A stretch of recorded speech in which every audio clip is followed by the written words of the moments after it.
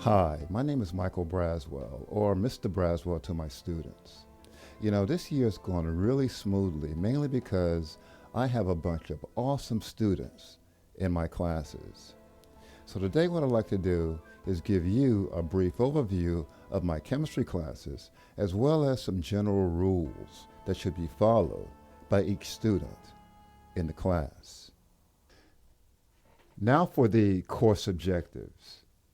The honors chemistry course is designed to expose students to a wholesome curriculum which shall lead to a better understanding of a variety of topics.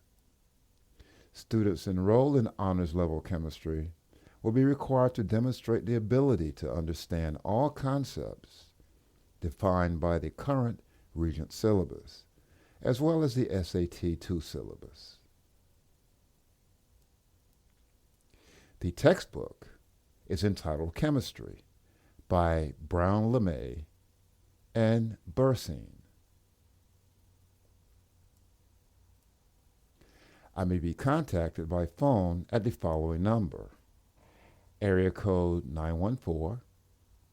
914-422-2154. Or I may be contacted by email at the following address: wbraswell@wpcsd.k12.ny.us. Alternatively, I may also be reached at www.wphschem.webs.com.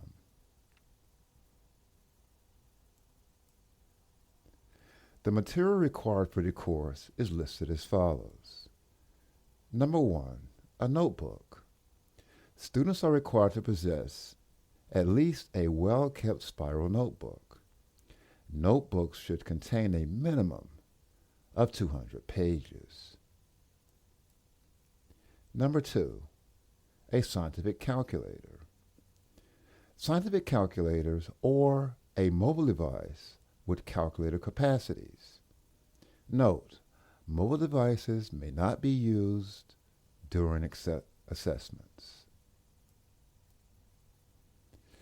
The grading system has been modified this year, where A, homework is 10% of the grade, and B, applications and practice, which is part of something called synchronous and asynchronous learning, where some work will be done under my supervision online, and other work will be done at the student's own pace.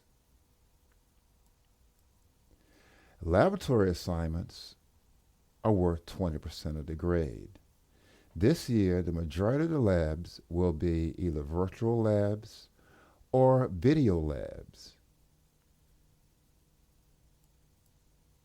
Assessments are worth 50% of their grade, where assessments include tests and quizzes.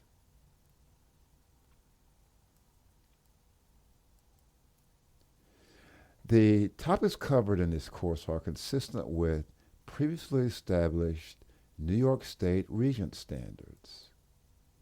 These standards may be accessed by going to New York Standards at www.nysed.gov/common/NYSED/files/programs/curriculum instruction, and finally /chemist.pdf.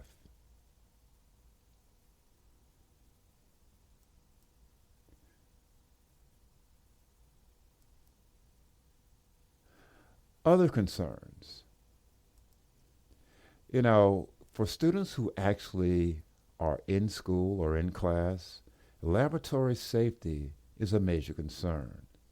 By law, students are required to wear safety goggles at all times when performing a laboratory assignment.